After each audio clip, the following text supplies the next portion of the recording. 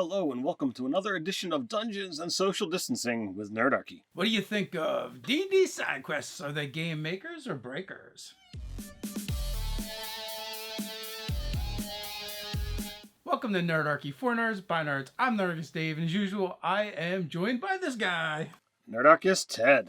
If you want more D&D content in your YouTube feed, make sure you hit that subscribe And button. you won't need to take a side quest to find those Nerdarchy videos if you attune to that notification bell. Speaking of side quests, sometimes, your players are going to go off in a direction you weren't expecting. Well, Nerdarchy's got a solution for you with our out-of-the-box encounters. 55 encounters you can drop in anywhere. It doesn't matter if they are in the dungeon, in the wilderness, or even in an urban setting. We've got an encounter for you. It's also a great way to support the channel. It's our very first physical product. It is up for pre-order over on the store now. With that, let's jump into our regularly scheduled content. All right. So I guess we asked the first question of, what is a side quest? So, all right, in a D&D campaign, many times, the whole campaign is kind of centered around one overarching theme or quest, and anything that isn't that essentially is your side quest. So, would you say if it's not that, should side quests be tied to your central plot? That's a really good question, but I think there's some other things we got to look at first, like, what are the dangers for the dungeon master if you do employ side quests and they do happen in your game? So if you're constantly running off on all of these tangents, it's quite possible that players find something in these side quests, something that's either more meaningful, more interesting, or more relevant to what the character needs are, or player need potentially, and they might ignore your plot. Yeah, it's a very strong possibility. You introduce, Figgles the Goblin that wears a funny hat and has a problem, and it was totally improv on your part, but the players love Fibbles and they want to fix the problem. And you know what? The kingdom be damned. Fibbles needs them, right? So all of a sudden, something speaks to your players in the story more than the main campaign, which is a real bummer for the DM because, you sometimes you put a lot of thought and effort into these things, but now the players want to go into a different direction. So this can definitely be a problem. So you have to do one of two things. Maybe you need to change what your campaign is about to fit the needs of the players and the story that they want to tell in the game, or you have to find a way to get them back on track. And if you may find that you're being very heavy-handed with this, so that's a good indicator that maybe your campaign's just not going in the right direction. Another thing that could wind up coming up is, if they're spending more time on these side quests, perhaps the pacing of your story is off, both, from, whether you're looking for an emotional game and the impact of what's going on in the main plot needs to be there to drive your point home and to really give your emotional curve that you're looking for. Perhaps they're gaining too much treasure, too many levels on side quests, and now what you had planned or are using with prepared material, that the actual encounters that are there, they're steamrolling through because they're higher level than what was originally intended. Yeah, they just grind it through, 10 levels of rabbits and squirrels, and now, like, your big bad is a joke to them. What do you do? It's like, all right, I got this. So this is definitely a consideration to take in, and this can be a detriment of side quests in your game. But, while they can be detrimental, I'm certain there's going to be some benefits to side quests here. Well, that's true. So, some of the benefits of side quests is it allows you to delve more deeply into the individual characters in your game, especially if you didn't run a session 0 and you didn't build your campaign specifically around the player characters. Maybe you're running a pre-written adventure, right? That's supposed to take them from first level to 10th level or first level to 20th level. And it doesn't really take into consideration the backgrounds and backstory for the characters. But if, as I said in the the deficits, if you've got a heavy emotional game, NPCs that they care about are dying, player characters might be dying if the things are hard. a side quest is a chance for you to take a break away from those heavy impact moments and do something that's a little bit off brand. Oh, here's something you can do that's silly. Here's something that you can do that, is meant to reward them. I know I frequently do holiday themed one shots that are incorporated within to my ongoing game, just because they are a little bit more lighthearted and fun, and it takes a break away from the more emotional and scarier elements, if you want to go down that road. Yeah, I mean that's a great point. It's a good way to shake things up, change up your campaign, so that if you're running a really heavy RP game or a really heavy horror game or something that just is really focused, that by shaking it up, when they go back to those elements, they may have more impact now because they needed that breather. They needed to relieve some stress, from that particular game, from that situation.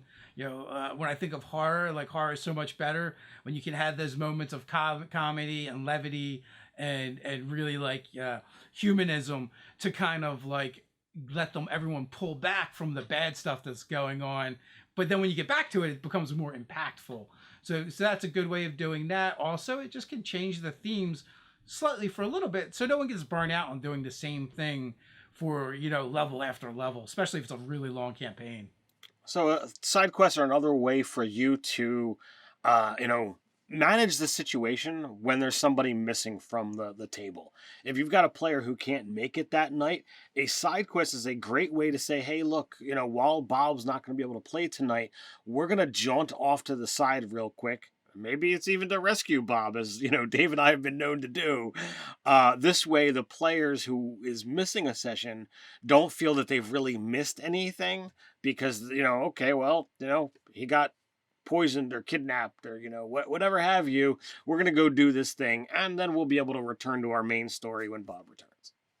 Yeah, they missed the they're not missing the main story. There's a little thing that happens. The rest of the group gets to keep playing.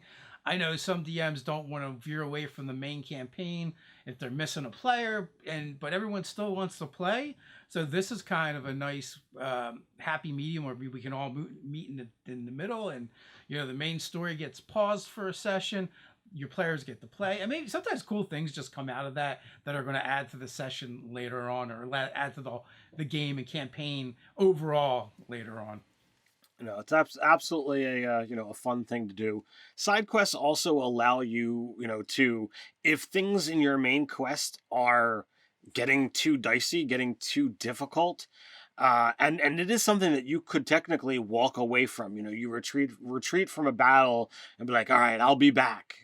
Typically it's the bad guys that are the ones saying it, but maybe the good guys really need to go find something else to do, to find better gear, gain more experience in whatever that is, i.e. level up, so that they might be able to try when their proficiency modifier is higher, the hit points are higher, or they've got that better sword that allows them to actually damage the creature that's impending their path.